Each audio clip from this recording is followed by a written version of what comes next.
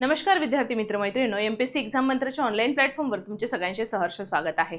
मी देविका पेठे तुमच्यासाठी जी सिरीज चालू केली आपण जिओग्राफीची म्हणजे भूगोल या विषयाची, स्पेशली येणारी गट क पूर्व परीक्षा त्याच्यामध्ये तलाठी आणि इतर पदे जी आपल्यासाठी फार मोठी संधी आहे त्या अनुषंगाने आपण ही सिरीज चालू केलेली आहे। त्याच्यामध्ये आतापर्यंत आपण जो ग्रुप बी चा प्रिलिम्सचा पेपर होता तो बघितला, देन आपण ग्रुप बी चा मेन्सचं पण एनालिसिस चा जो हे आहे पोर्शन आहे तो पण कव्हर केलेला आहे। त्याचं पण लवकर लेक्चर अपलोड केलं जाईल आपल्या चॅनलवर।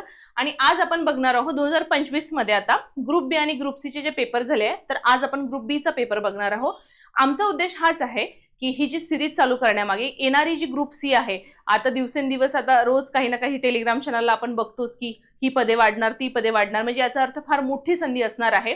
तर त्या अनुषंगाने आपण आपल्या तयारीमध्ये कुठलीही कमी पडता कामा नाही म्हणून आपण हे आपला जो पीवायक्यू एनालिसिस आहे ही सिरीज आपण तुमच्यासाठी कंटिन्यू करणार आहोत। ठीक आहे, तर चला सुरुवात करू आपण। त्याआधी आपल्या ज्या बॅच आहे म्हणजे आपल्यासाठी जी संधी चालून आली आहे सगळ्यात मोठी संधी म्हणा, कारण 2023 पेक्षाही ही या वर्षीची जी ऍड आहे गट क ची ही फार मोठी असणार आहे। ठीक आहे, तर त्याच अनुषंगाने आपली तलाठीची ज्यांचा अभ्यास ऑलमोस्ट बऱ्यापैकी कव्हर झालेला आहे सिलेबस, पण त्यांना फक्त रिव्हिजनची गरज आहे, त्यांच्यासाठी आपली ही फास्ट ट्रॅकची बॅच आहे। कोणाला ही बॅच जॉईन करायची असल्यास आपल्या अकॅडमीचं मेड सिंपल नावाचं ऍप आहे ते डाउनलोड करून त्याच्यावरून ही हे जी बॅच आहे ही परचेस करू शकता। कोणाला काही डाऊट असेल बॅच संदर्भात तर तुम्ही या नंबरवर कॉन्टॅक्ट करू शकता। ठीक आहे, आणि तशाच प्रकारे आपली ग्रुप सी ची पूर्ण प्रॉपर सिलेबस ज्यांना आयडिया नाही आहे की कसा अभ्यास करायचा आहे, त्यांना अभ्यासाची दिशा कळत नाही आहे, त्यांच्यासाठी ही बॅच आहे बेसिक पासून प्रॉपर।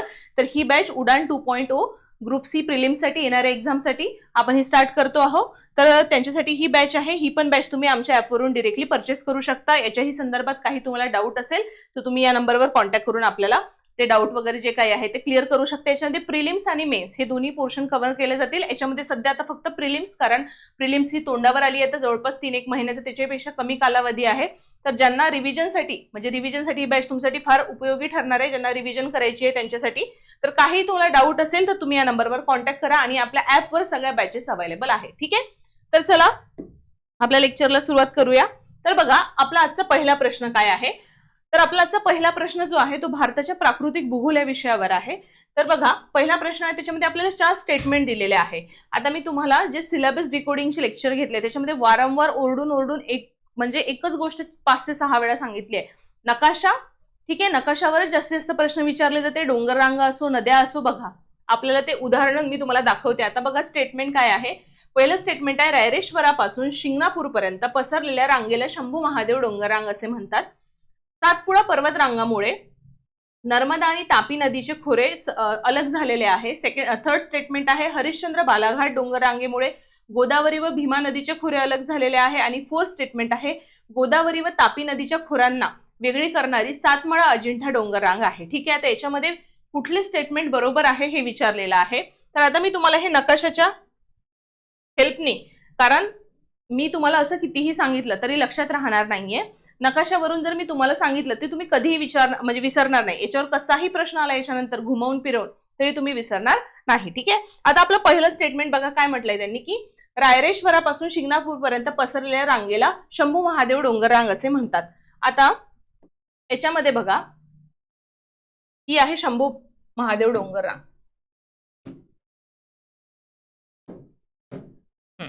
ही आहे शंभू महादेव डोंगररांग। आता याचा विस्तार आहे। आता ही बघा ही आहे डोंगररांग आहे, ही 2 नद्यांनी वेगळी केलेली आहे। म्हणजे या डोंगररांगेच्या ह्या ज्या 2 नद्या आहेत सेपरेट या रांगेमुळे झालेल्या आहे, एक आहे भीमा नदी आणि दुसरी आहे कृष्णा नदी। पण आपल्याला स्टेटमेंट मध्ये त्यांनी विस्तार विचारलेला आहे, कुठून कुठपर्यंत आहे, तर तो आहे रायरेश्वर पासून, ठीक आहे, रायरेश्वरापासून शिंगणापूर पर्यंत। ठीक आहे, हा विस्तार आहे। आता ह्या डोंगर रांगा अभ्यासताना आपल्याला याचे विस्तार सुद्धा अभ्यासावा लागतात। तर त्याच्यामुळे आता ही शंभू महादेव डोंगर रांगच नाही तर तुम्हाला उद्या सातमाळा अजिंठा, ठीक आहे, इकडे संभाजीनगर पासून तर इकडे ती पूर्वेकडे बरीचशी पसरली आहे, बुलढाणा पर्यंत वगैरे जाते। हरिश्चंद्र बालाघाट डोंगर रांग आहे। ठीक आहे, सॉरी इकडे बुलढाणा नाही, इकडे ही उत्तरेपासून इकडे नगर पासून ह्या साईडने उत्तरेपासून तर तिकडे दक्षिणेपर्यंत जाते, ही इकडे मग बालाघाट वगैरे हे बुलढाण्यापर्यंत इकडे विस्तार आहे। तर ह्या प्रत्येक रांगेचा जो विस्तार आहे हा व्यवस्थित लक्षात ठेवायचा आणि अभ्यास करताना आता हा जर प्रश्न आलाय तर नेक्स्ट टाइम आपल्याला दुसऱ्या डोंगर रांगेवर विचारू शकतात। तर ही आहे शंभू महादेव डोंगर रांग, लक्षात ठेवा। आणि ही डोंगर रांग कोणत्या 2 नद्यांच्या दरम्यान आहे, भीमा आणि कृष्णा, हे पण लक्षात ठेवा। तर पहिलं स्टेटमेंट आपलं जे आहे ते जे आहे रायरेश्वरापासून शिंगणापूर पर्यंत पसरलेला, तर हे एकदम करेक्ट आहे. दुसरा आहे सातपुडा पर्वतरांगेमुळे नर्मदा आणि तापी नदीचे खोरे अलग झाले. आता बघा, ही तापी नदी आहे. आता ही सातपुडा पर्वतरांग आहे. ह्या सातपुडा पर्वत म्हणजे महाराष्ट्राच्या उत्तरेला जी पर्वतरांग आहे ती सातपुडा पर्वतरांग आहे. ठीक आहे, अति उत्तरेला एकदम. तर याच्याही पलीकडे नर्मदा आहे. नर्मदेचा विस्तार महाराष्ट्रामध्ये फक्त 54 किलोमीटर एवढा आहे. किती आहे? फक्त 54. ते पण फक्त ती इकडे खानदेश, जळगाव, धुळे आणि नंदुरबार या तीनच जिल्ह्यांमधून प्रवास करते. फक्त 54 किलोमीटर. ते सातपुडाच्या पलीकडे इकडे नर्मदा आहे. ठीक आहे, आणि मध्ये सातपुडा आणि इकडे नंतर तापी, मग सातपुडा अजिंठा. तापीचा जास्त विस्तार आहे ऍज कम्पेअर टू नर्मदेपेक्षा. तर हे पण स्टेटमेंट करेक्ट आहे. तिसरा आहे हरिश्चंद्र बालाघाट डोंगर रांगेमुळे गोदावरी भीमा नदीचे खोरे वेगळे झालेले आहे. बघा, ही गोदावरी आणि ही भीमा. कुठली डोंगररांग म्हटलंय त्यांनी? कुठल्या डोंगररांगेमुळे म्हटलं होतं? हरिश्चंद्र बालाघाट. हे बघा, या दोन नद्याच्या दरम्यान कुठला आहे? हरिश्चंद्र बालाघाट आहे. ठीक आहे, तर हे स्टेटमेंट करेक्ट आहे का? तर हो, हे स्टेटमेंट सुद्धा करेक्ट आहे. चौथा आहे गोदावरी आणि तापी नदीच्या खोऱ्यांना वेगळी करणारी सातमाळा अजिंठा डोंगररांग आहे. बघा, गोदावरी आणि तापी ह्या दोन नद्यांच्या खोऱ्यांना वेगळी करणारी कोणती डोंगररांग आहे? तर सातमाळा अजिंठा आहे. हे करेक्ट आहे का स्टेटमेंट? तर हो, हे पण करेक्ट आहे. म्हणजे तुम्ही एक ऑब्झर्व जर केलं असेल तर तुम्हाला हे लक्षात येईल की फक्त मॅपवर पूर्ण एक क्वेश्चन फ्रेम केलेला आहे आयोगाने. ठीक आहे, फक्त मॅपवर केलेला आहे. आणि जर तुम्ही मॅप व्यवस्थित केला तर तुमचा आरामात हा प्रश्न करेक्ट येऊ शकतो, कारण ही तुम्हाला लक्षातच राहील, म्हणजे हे प्रॉपर लक्षात राहील एवढं आपण म्हणजे याची हे, कारण वेळेवर कधी कधी ह्या गोष्टी विसरून जातो. तेच तुम्ही जर व्हिज्युअल, तुमची जी मेमरी आहे ती जास्त स्ट्रॉंग असते आणि तुम्ही जर मॅप थ्रू लक्षात ठेवलं ना तर हे बरोबर लक्षात राहते की सुरुवात कुठल्या नदीपासून आहे? नर्मदा, त्याच्यानंतर सातपुडा पर्वतरांग आहे, नंतर तापी नदी आहे, नंतर सातमाळा अजिंठा डोंगर रांग आहे, मग गोदावरीचं खोरा आहे, नंतर हरिश्चंद्र बालाघाट आहे, नंतर भीमा नदी आहे, मग शंभू महादेव डोंगर रांग आहे आणि नंतर कृष्णा नदी आहे. तर याच्यावरूनच अजून एक कोणता क्वेश्चन फॉर्म होतो की उत्तर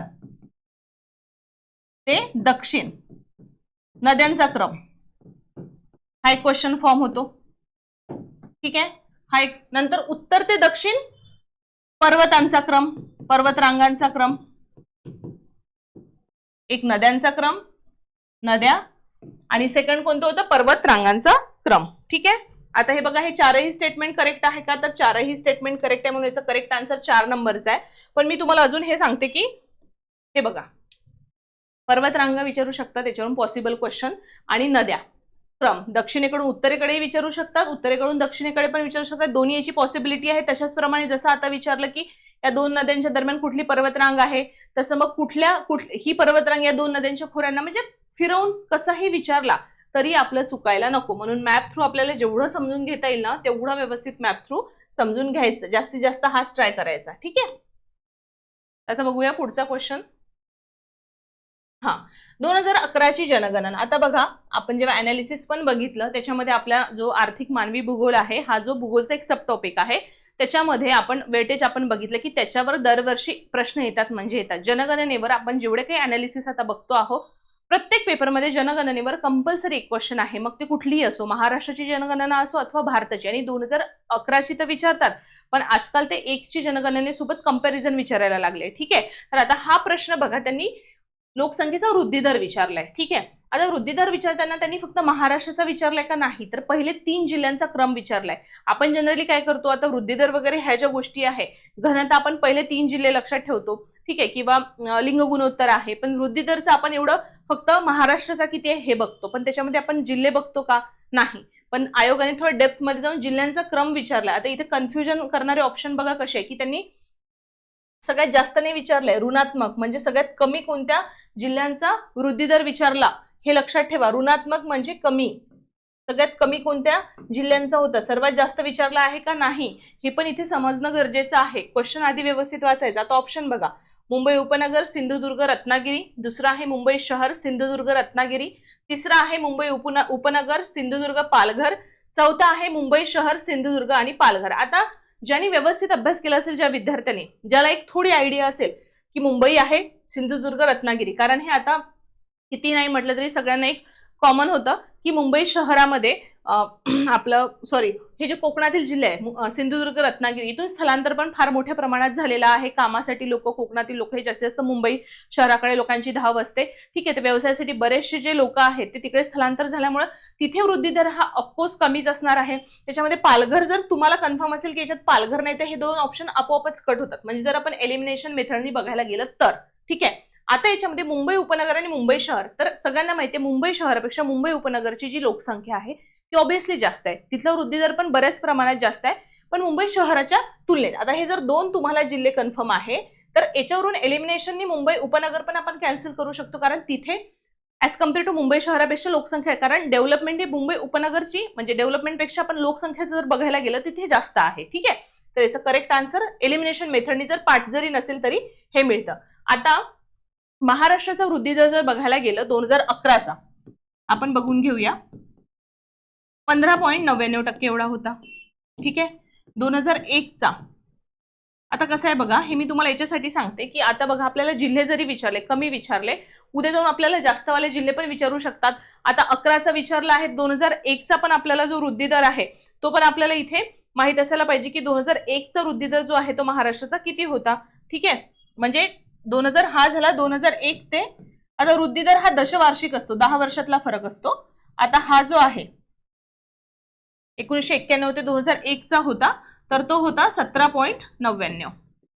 ठीक आहे, तर हा लक्षात ठेवा की 2001 ते 11चा 15.99 होता, कमी झाला होता यापेक्षा 1991 ते 2001 पेक्षा। ठीक आहे, ही पण आकडेवारी आपल्याला लक्षात ठेवणं गरजेचं आहे, कारण यावर पण आपल्याला प्रश्न विचारू शकतात। सॉरी एक मिनिट, इथे 17.99 एक मिनिट, इथे हे 22 पॉइंट आहे, 22.59 होतं।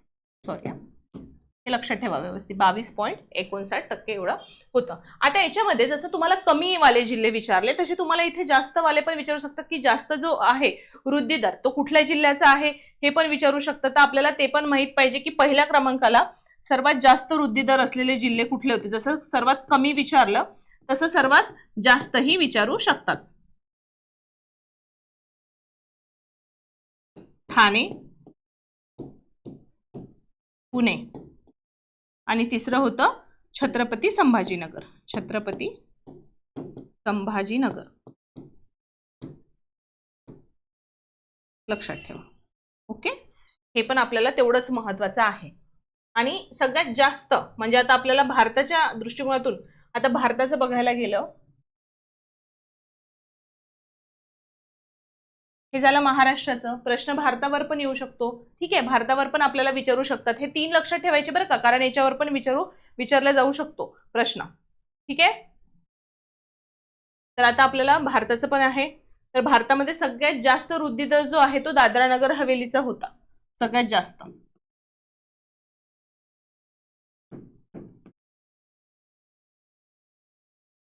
सगळ्यात जास्त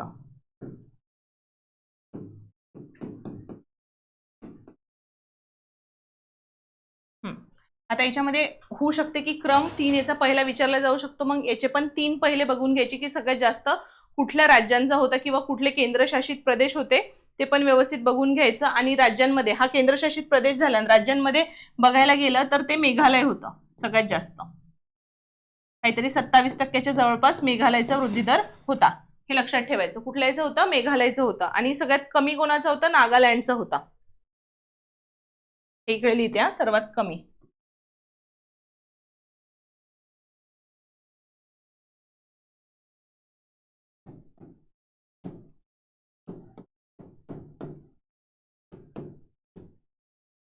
-0.58 हे टक्केवारी खूप इम्पॉर्टंट आहे, कारण हे निगेटिव्ह मध्ये गेलं होतं।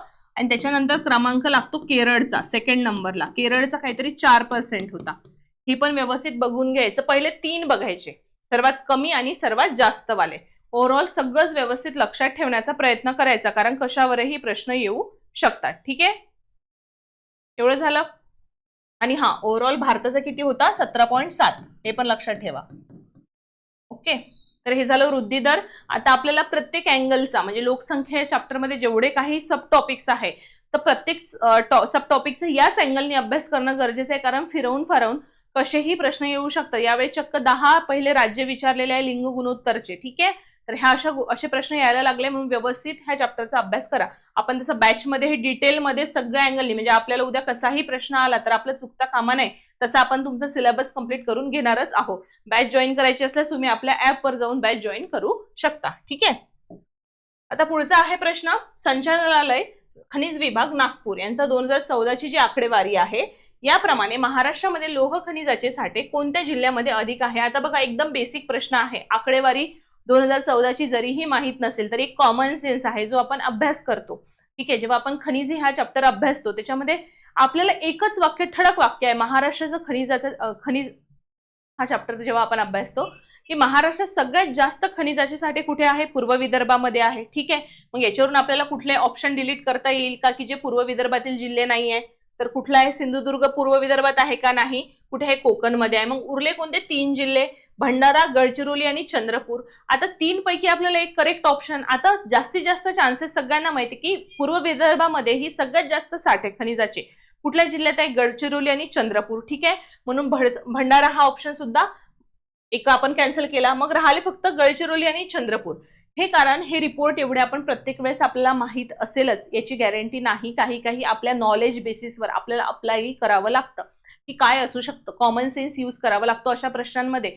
हे चुकायलाच नाही पाहिजे, कारण सगळ्यांना आपल्याला, आपण जेव्हा खनिज अभ्यासतो तेव्हा माहिती आहे आपल्याला की पूर्व विदर्भामध्ये महाराष्ट्रामध्ये सगळ्यात जास्त आहे. जसं भारतामध्ये ओडिसा आणि छत्तीसगडमध्ये सगळ्यात जास्त साठे आहे खनिजांचे, तसे महाराष्ट्रामध्ये पूर्व विदर्भामध्ये आहे. मग त्याच्याही मध्ये आपल्याला माहिती की गडचिरोली, चंद्रपूर, आणि त्याच्यातही सगळ्यात जास्त माहिती आहे गडचिरोलीमध्ये जेवढे साठे आहेत तेवढे चंद्रपूरमध्ये सुद्धा नाही, म्हणून याच्यावरून डिरेक्टली आन्सर निघतं. ठीक आहे, म्हणून याचं करेक्ट आन्सर होतं गडचिरोली. ओके, आता 4th क्वेश्चन आहे आपला आजचा.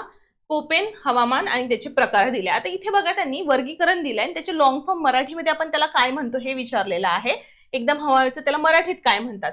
इकडे बघा CWG, BWHW, नंतर DFC, AMW, आणि इकडे त्याचे मग लॉंग फॉर्म आपण त्याला काय म्हणतो? उष्ण वाळवंट, थंड आणि आर्द्र हिवाळा, उष्णकटिबंधीय मोसमी, मेझोथर्मल. आजकाल आयोगाचा आवडते टॉपिक आहे हवामानाचे क्लासिफिकेशन. मग कोपेन असो, त्रिवार्त असो, बाकीचे जे भूगोल तज्ञ आहेत त्यांचं विचारतात.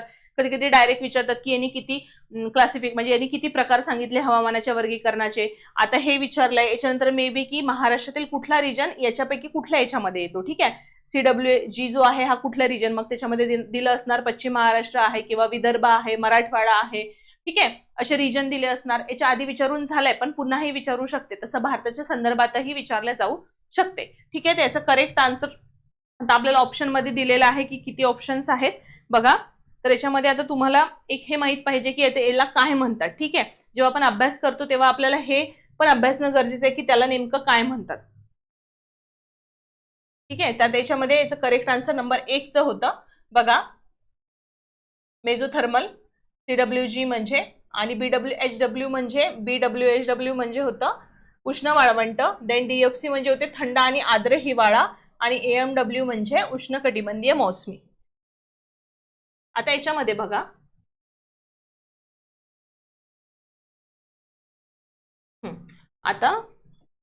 आता याच्यामध्ये हे तर आहेच, पण याच्याबरोबर आता महाराष्ट्रामधले जे काही रिजन आहे प्रादेशिक आपले, जे आपण हवामानाच्या दृष्टिकोनातून जे काही वर्गीकरण केलंय, तर कुठला भाग कुठल्या रिजन मध्ये येतो याच्या हे सुद्धा आपण व्यवस्थित अभ्यासणं गरजेचं आहे. आपण बॅच मध्ये ते सगळं प्रॉपर डिटेल कव्हर करणार आहोत. ठीक आहे, तर लक्षात ठेवा, हे असे वर्गीकरण विचारू शकतात. आता पुढचं आहे, खालील विधाने विचारात घ्या.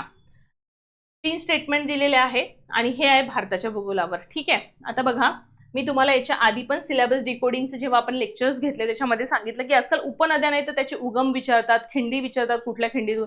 हेच त्याचं एक्झाम्पल आहे की आजकाल आयोग हा डेप्थ मध्ये गेलेला आहे की गोदावरी म्हणा, गंगा म्हणा, ब्रह्मपुत्रा, सिंधू आहे, ह्या मेन नद्या सोडून आता त्याच्या उपनद्यांवर जास्त शिफ्ट झालेला आहे आयोग. ठीक आहे, त्यांच्याबद्दलची जी माहिती आहे त्याच्यावर प्रश्न आता जास्त यायला लागलेले आहे.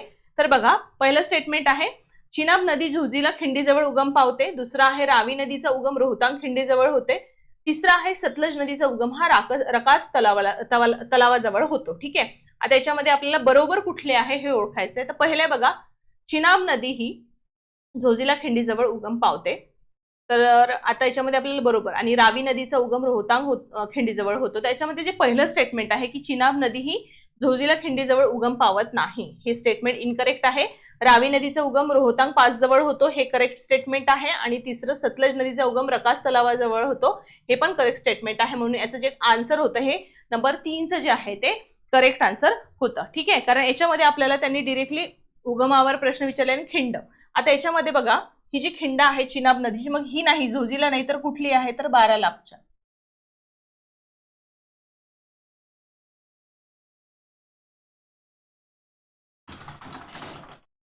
ठीक आहे, ही खिंड आहे आणि ही रोहतांग खिंड करेक्ट आहे. देन सतलज नदीचा उगम जो आहे तो आता यांनी हे बघा, इथे आपल्याला तलाव दिलेला आहे, पण आता इथे पण कुठली तरी खिंड असणार आहे ना, की हिचा जो उगम आहे हा कुठल्या खिंडीजवळ होतो.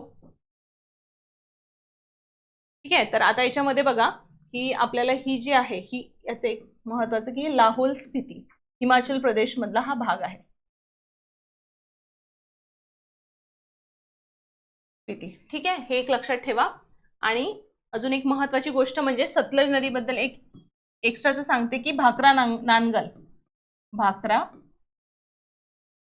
नानगल हे जे धरण आहे हे या नदीवर आहे.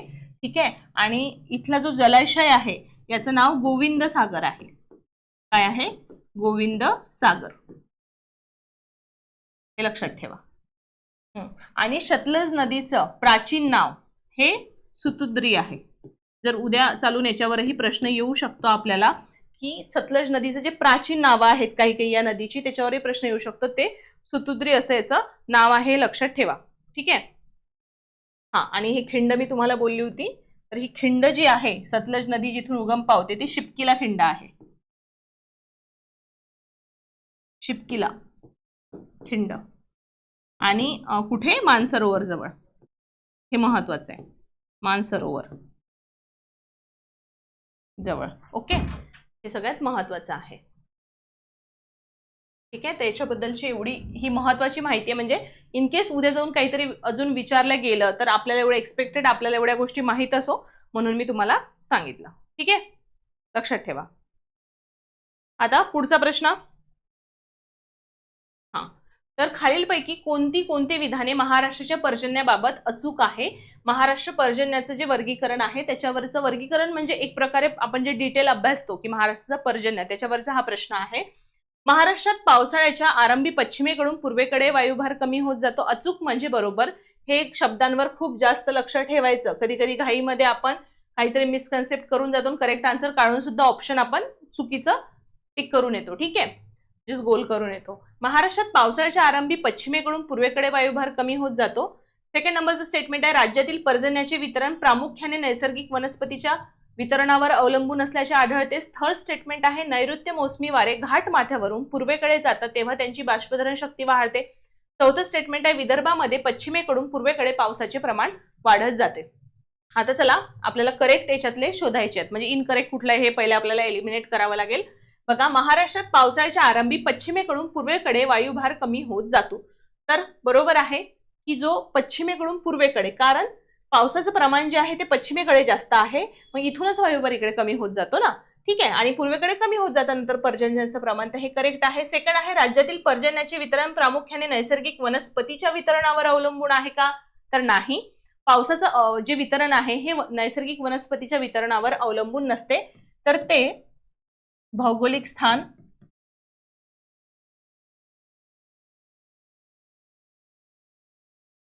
भौगोलिक स्थान, समुद्र सपाटीपासूनचे अंतर,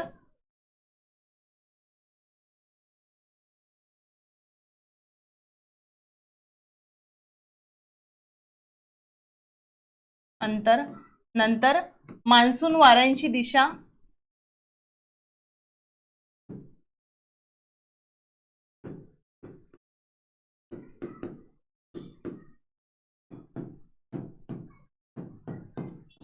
आणि जागतिक स्थान. जागतिक स्थान म्हणजे जागतिक लेवलला बघायला गेलं आपलं स्थान कसं आहे, ज्या भौगोलिक क्षेत्राचा आपण अभ्यास करतो या 3-4 पॉइंटवर हे अवलंबून असतं. भौगोलिक स्थान म्हणजे आता नेमकं पश्चिम सह्याद्रीचा जो भाग आहे किंवा कोकण किनारपट्टी, त्या भागामध्ये पाऊस जास्त पडतो, ठीक आहे. तेच आपण पूर्व म्हणजे मध्य महाराष्ट्रामध्ये पठारी भाग आहे तिथे कमी पडतो. मग हे भौगोलिक स्थानावर अवलंबून आहे ना की कुठे. नंतर समुद्र सपाटीपासून नंतर समुद्राजवळ जे आहे पाण्याची वाफ होते, आर्द्रतेचं प्रमाण जास्त असतं, तिथे पाऊस खूप जास्त पडतो कोकणामध्ये समुद्राच्या जवळपास, ठीक आहे, रिजनमध्ये. तेच इकडे आपण पठारी भागाकडे आलं म्हणजे पुन्हा तेच की पावसाचे प्रमाण कमी होत जातं. मान्सून वाऱ्यांची दिशा, ठीक आहे, इथे सॉरी हे लिहिण्यात चुकलं.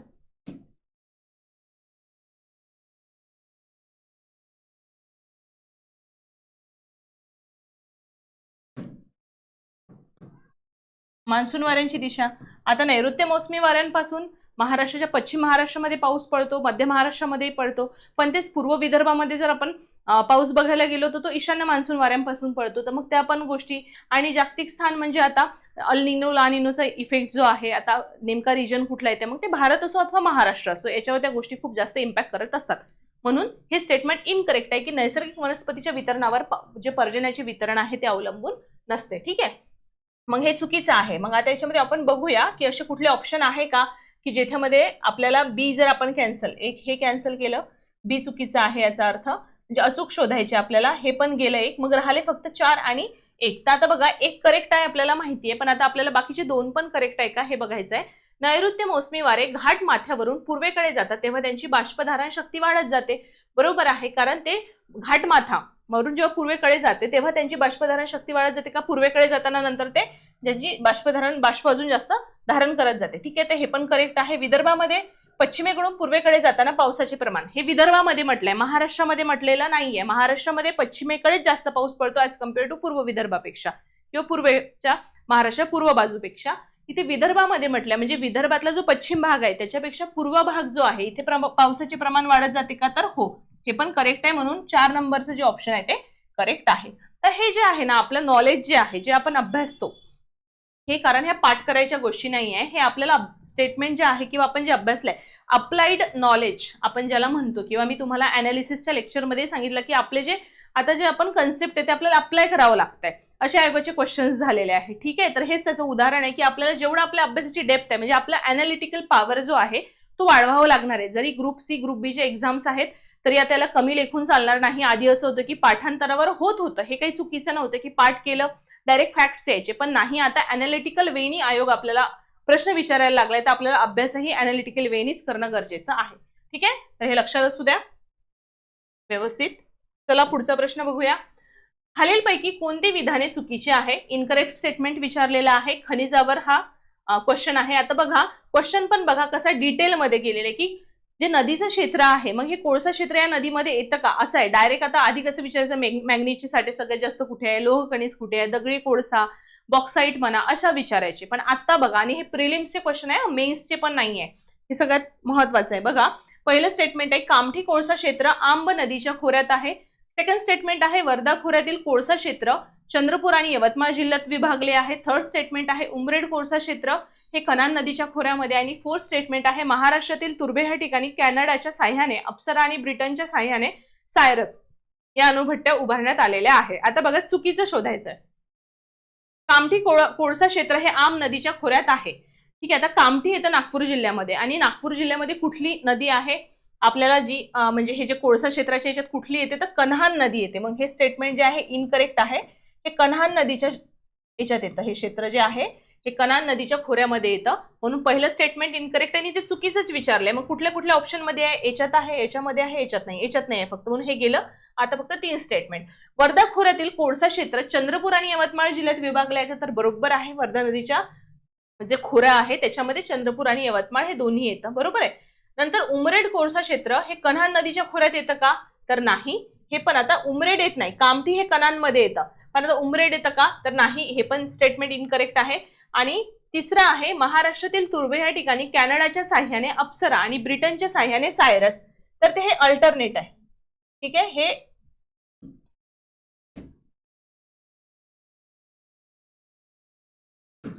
आता बघा हे जे आहे कॅनडानी अप्सरा डेव्हलप केलेली आहे आणि ब्रिटननी कॅनडानी सायरस डेव्हलप केलेली आहे आणि ब्रिटननी अप्सरा केलेली आहे, म्हणजे हे अल्टरनेट आहे, हे लक्षात ठेवा. म्हणून हे पण इनकरेक्ट आहे, ठीक आहे. आता याच्यामधलं फक्त एकच करेक्ट आहे, ऑप्शन बी. सॉरी, हे मी एलिमिनेट ह्याच्यासाठी केलं होतं मगाशी की आपल्याला चुकीचे शोधायचे आहे. ठीक आहे, चुकीची आहेत ते शोधा. सॉरी, हा तर एक मिनिट, हा बरोबर आहे, माझं चुकलं. तर याचं ऑप्शन येते, ते येते A B, sorry A C D, हा हे येतं त्याचा आन्सर. त्याचा आन्सर येते ए सी डी, कारण बी बरोबर आहे, बाकीचे तीन जे आहे ते इनकरेक्ट आहे, हे लक्षात असू द्या. ठीक आहे, आपल्याला म्हणजे आता कुठलं क्षेत्र आपण कोळसा क्षेत्र जरी अभ्यासतोय, हा याच्यामध्ये अजून हे वैनगंगा नदीचं क्षेत्र येतं. वैनगंगा बघा, आता ही गोदावरी नदीच्या जे आहे त्या उपनद्या आहे, त्याच्यातल्याही उपनद्या, मग त्या उपनद्याच्या वर्धा आहे, गोदावरीचंच एक उपनदी खोरा आहे. ठीक आहे, नंतर मग पैनगंगा, वैनगंगा, पैनगंगा, वैनगंगा जेव्हा एकत्र येतं तेव्हा प्राणहिता नदी आपण त्याला संबोधतो. ह्या बऱ्याचशा गोष्टी आता व्यवस्थित अभ्यासायच्या आहे. म्हणजे याच्यामध्ये नदी प्रणाली प्लस कोळसा म्हणजे खनिज, हे दोन्ही चॅप्टरचा जो आहे तो व्यवस्थित अभ्यास आपल्याला करावा लागणार आहे, ह्याच्यातून लक्षात येतं आणि डिटेलमध्ये. ठीक आहे, पुढचं आहे आता की पाणलोट क्षेत्र विकास कार्यक्रमाचे खालीलपैकी कोणते उद्देश आहे. जरी माहित नसेल तुम्हाला, पण पाणलोट क्षेत्र विकास म्हणजे काय एवढं तर एक बेसिक आपल्याला माहित असायला पाहिजे. मग त्याच्यामध्ये बघा त्यांनी उद्देश विचारले. पहिलं स्टेटमेंट आहे भूमी उपयोजन आणि उत्पादनात पर्याप्त वाढ करणे. दुसरं वाहत्या पाण्याला नियंत्रित करून भूमीचे शरण थांबवणे. तिसरं गुंतवणूक कमी उत्पादन खर्चात वाढ करणे. आता कॉमन सेन्स आहे, पाणलोट क्षेत्र शब्दातच काय विकास कार्यक्रम आहे. मग याच्यात विकासामध्ये आपल्याला एक समजतं ना की काय काय गोष्टी असू शकतात. बघा, भूमी उपयोजन आणि उत्पादनात पर्याप्त वाढ, ऑफकोर्स की भूमीचं व्यवस्थित उपयोजन करणे आणि उत्पादनात वाढ घडवून आणणे. पॉझिटिव्ह विकास म्हणजे पॉझिटिव्ह गोष्टी आल्या. सेकंड स्टेटमेंट वाहत्या पाण्याला नियंत्रित करून भूमीचे क्षरण, जमिनीचं जे शरण किंवा धूप होते कशामुळे, वाहत्या पाण्यामुळे, ती थांबवणे. तर हे पण बरोबर आहे, कारण पाणलोट क्षेत्र विकासाचे असे जे आहे ते उद्दिष्ट असतात. जरी आपल्याला एक्झॅक्ट माहित नसेल, पण एक लॉजिकने आपण हे गोष्टी असे प्रश्न सोडवू शकतो, कारण हे प्रत्येक गोष्ट पाठ करणं पॉसिबल नाहीये. तिसरं बघा, गुंतवणूक कमी आणि उत्पादन खर्चात वाढ. गुंतवणूक कमी ठीक आहे, पण उत्पादन खर्चात वाढ कसं, गुंतवणूक पण कमी कशी काय करणार ना आपण, आणि उत्पादन खर्चात वाढ कसं काय करणार. हे स्टेटमेंट इनकरेक्ट आहे, म्हणून याचं जे करेक्ट आन्सर आहे हे ए आणि बी हे आहे. हे असे जे क्वेश्चन्स आहेत ना, हे कॉमन सेन्स आणि आपल्या थोड्या नॉलेजचे इम्प्लिमेंटेशन करूनच सोडवावे लागतात. ह्या गोष्टी पाठ करू शकत नाही. पुढचा प्रश्न आहे महात्मा फुले कृषी विद्यापीठाचे डाळिंब तंत्रज्ञान संशोधन केंद्र लखमापूर येथे आहे. सेकंड आहे फुले यशोदा गव्हाचे वाण महात्मा फुले कृषी विद्यापीठाने 1998 मध्ये विकसित केले. आणि तिसरं स्टेटमेंट आहे महाराष्ट्र कृषी विद्यापीठाचे कार्यालय मुंबई येथे होते. आता याच्यामधले बरोबर शोधायचं आहे. तर पहिलं बघा, महात्मा फुले कृषी विद्यापीठाचे डाळिंब तंत्रज्ञान संशोधन केंद्र लखमापूर करेक्ट आहे.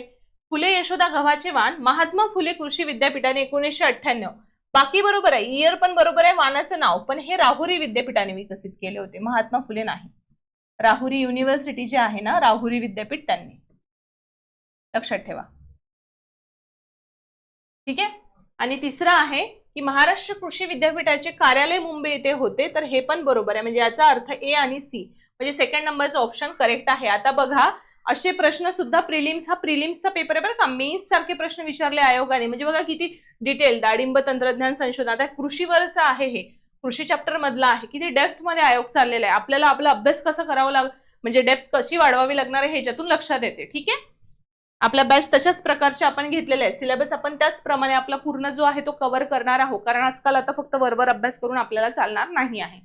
आता पुढचा प्रश्न आहे खालीलपैकी कोणती विधाने बरोबर आहे. पहिलं स्टेटमेंट वैतरणा आणि तानसा उल्हास नदीच्या उपनद्या आहे. दुसरं आहे खानापूर पठार, पठाराच्या दक्षिणेला कृष्णा नदीचे खोरे आहे. आणि तिसरं स्टेटमेंट आहे मन्याड नदी खोरे हे गोदावरी नदी खोऱ्यात येते. आता बरोबर विचारलेली आहे. आता बघा, पहिलं स्टेटमेंट जे आहे वैतरणा आणि तानसा हे जे आहे, तर याच्यामध्ये हे उल्हास नदीच्या उपनद्या आहे का, तर हे इनकरेक्ट आहे, ह्या उल्हास नदीच्या उपनद्या नाहीये. दुसरं स्टेटमेंट आहे खानापूर पठाराच्या दक्षिणेला कृष्णा नदीचे खोरे आहे, तर हो हे बरोबर आहे. तिसरं आहे मन्याड नदी खोरे गोदावरी नदी खोऱ्यात येते, हेही करेक्ट आहे, म्हणजे याचं करेक्ट आन्सर असणार आहे नंबर 4चं. आता बघा, सगळ्यात महत्वाची गोष्ट म्हणजे की वैतरणा आणि तानसा ह्या नद्या हिच्या उपनद्या नाही, तर मग कुठल्या नद्या आहे. ठीक आहे, तर काळू नदी ही सगळ्यात मोठी उपनदी आहे. कोणत्या नदीची, उल्हास नदीची. काळू आहे, भातसा आहे. ठीक आहे, म्हणजे अजून बऱ्याचशा आहे, पण महत्वाच्या मी तुम्हाला सांगते की काळू आणि भातसा, म्हणजे पुढेही जाऊन आपल्याला विचारू शकतात. अजून एक मुरमाडी आहे, मुरबाडी, एक पेज पण आहे, आणि वाजवी आहे. ह्या उपनद्या आहे, हे लक्षात ठेवा. ठीक आहे. आणि आता बघा कृष्णा नदीच्या भोवताल अजून कुठले कुठले पठार येते उद्या जाऊन जर विचारलं तर एक औंधचे पठार आहे, औंध पठार कृष्णा नदीच्या सभोवताली, औंध पठार, खानापूर पठार, नंतर जतचे पठार. ठीक आहे. हे व्यवस्थित बघून घ्यायचे कुठला जिल्हा येतं, कुठली दिशा येते, कृष्णा नदीच्या कुठल्या दिशेला येतं, कारण त्यावर पण प्रश्न येऊन गेलेले. आधी कर्नाटक पठाराचं विचारलं होतं कुठल्या दिशेला आहे. ठीक आहे. तर एकदा ते पण बघून घ्यायचं व्यवस्थित. आणि सगळ्यात महत्वाचं म्हणजे हे जे आहे कृष्णा नदीचा जो उगम आहे तो महाबळेश्वर वरून झाला आहे. महाबळेश्वर म्हणजे टेबल लँड पाचगणीचं जे पठार आहे, पाचगणी पठार, इथनं तिचा उगम आहे महाबळेश्वर जवळून. आणि हे जे आहे हे आशिया खंडातील सेकंड नंबरचं उंच पठार आहे. आशिया खंडातील, आशियातील सेकंड हायेस्ट प्लॅटू, आशियातील सेकंड नंबरचं उंच पठार आहे. महाराष्ट्रामध्ये आहे हे माहित असायला पाहिजे आपल्याला. ठीक आहे. तर मग पहिलं कुठलं आहे, फर्स्ट कुठलं आहे, तर तिबेटचं पठार. तिबेट पठार ज्याला जगाचे छप्पर म्हणतात. तिबेट पठाराला काय म्हणतात, जगाचे छप्पर. ते जगातील सगळ्यात उंच पठार, सॉरी आशियातील सगळ्यात उंच पठार आहे. ठीक आहे. फर्स्ट नंबरचं. सेकंड नंबरचं कुठलं आहे, पाचगणीचं पठार आहे. ठीक आहे. ते महाराष्ट्रात हे आपल्याला माहित असायला पाहिजे म्हणून तुम्हाला ते सांगितलं. मे बी उद्या हे विचारू पण आपल्याला शकतात. ठीक आहे. तर हे होते आजचे 10 प्रश्न. आता तुम्हाला ह्या प्रश्नातून म्हणजे मी स्वतःला एक मला लक्षात आलेली गोष्ट सांगते की खूप जास्त डेप्थ मध्ये आयोगाने जाऊन प्रश्न विचारायला लागलेला आहे आयोग. कारण तुम्ही बघा हा प्रश्न स्पेशली, आता हा तर ठीक आहे, हा एक प्रश्न खनिजांवरचा आणि हा सुद्धा प्रश्न, हे सगळे अप्लाइड नॉलेजवरचे प्रश्न आहे. याच्यामध्ये पाठांतराचा काहीही रोल नाहीये. आपण ज्या गोष्टी अभ्यासतो त्या कशा अप्लाय करतो. ठीक आहे. हा झाला प्रश्न. देन आपला हा पाणलोट क्षेत्र विकास आहे. आता इथे तरी आपल्याला एक नॉलेज असायला पाहिजे की कुठलं नदीचं खोरा आहे आणि कुठलं कोळसा क्षेत्र आहे, इथे पाठ पाहिजे गोष्टी. पण हा जो पाणलोट विकास क्षेत्र कार्यक्रम आहे तो झाला.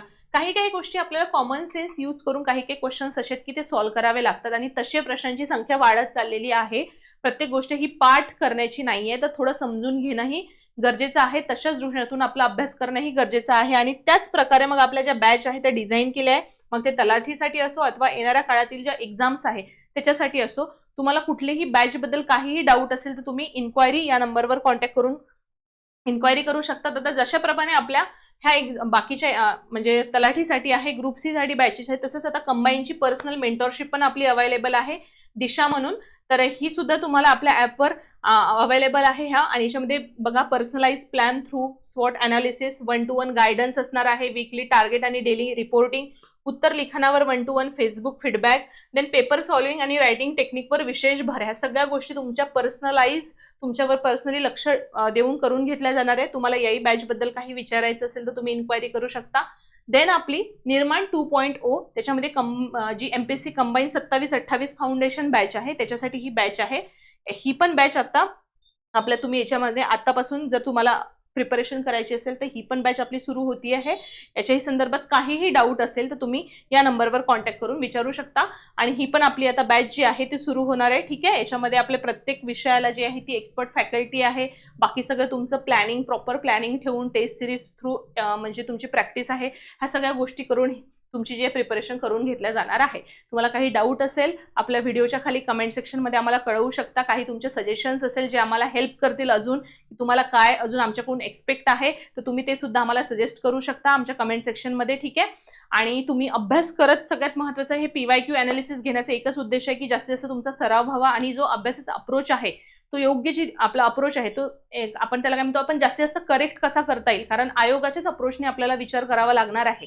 बाकी तुम्ही कितीही बाकीच्या गोष्टी केल्या, अभ्यास केला, नुसतं पुस्तकं वाचले, त्याला काही अर्थ नाही. आपला अप्रोच व्यवस्थित असणं, योग्य ट्रॅकवर असणं जास्त महत्त्वाचं आहे. तर त्यासाठी ही आपली सिरीज आहे ती आपण आता कंटिन्यू करणार आहोत. तुम्हाला अजून कुठल्या विषयाचं जर असं वाटत असेल की आम्ही सिरीज चालू करावी, कुठलं याचं अनालिसिस हवं असेल, तसंही तुम्ही आम्हाला कमेंट सेक्शनमध्ये कळवू शकता. ठीक आहे. तर त्याच्यानंतर आपण ग्रुप सी प्रिलिम्सचा जो आहे तो आपण लेक्चर घेऊया. आता हे ग्रुप बीचं होतं, याच्याप्रमाणे आपण बाकीच्याही प्रिलिम्स, मेन्स सगळे जे आहे ते सिरीज जी आहे कंटिन्यू करणार आहोत. धन्यवाद.